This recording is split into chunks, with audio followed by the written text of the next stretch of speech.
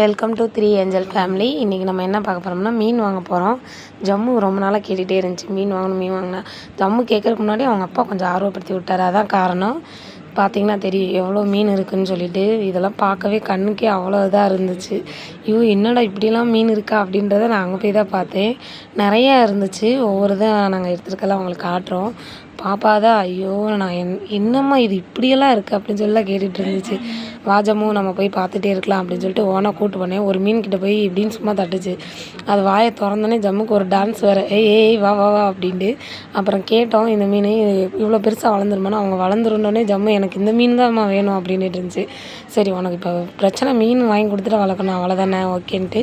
அப்புறம் நாங்கள் கேட்டோம். அவங்க அப்பா வந்து இந்த ஸ்பைடர்னு சொல்லி சொன்னாங்க. எனக்கு அந்தளவுக்கு மீன் பேர்லாம் தெரியாது. அவர் கேட்டு அவர் தான் வாங்கினார். அப்புறம் அவங்ககிட்ட இந்த பவுல்லாம் பார்த்துட்டு இருந்தோம். நாங்கள் ஆல்ரெடி ஆன்லைனில் ஒரு பவுல் வாங்கியிருந்தோம். அதை கொண்டு போய் காமிச்சு அதில் எப்படின்னு சொல்லி வளர்க்குறது என்ன ஏதுன்னு கேட்டுட்டு இருந்தோம். பாப்பா ஒரு இடத்துல கையை வச்சு கூட காமிச்சிச்சுல, அந்த இது வந்து மீன் இருக்குன்னே தெரியல. நான் அவனுக்குள்ளே பார்த்துட்டு பயந்துட்டேன்.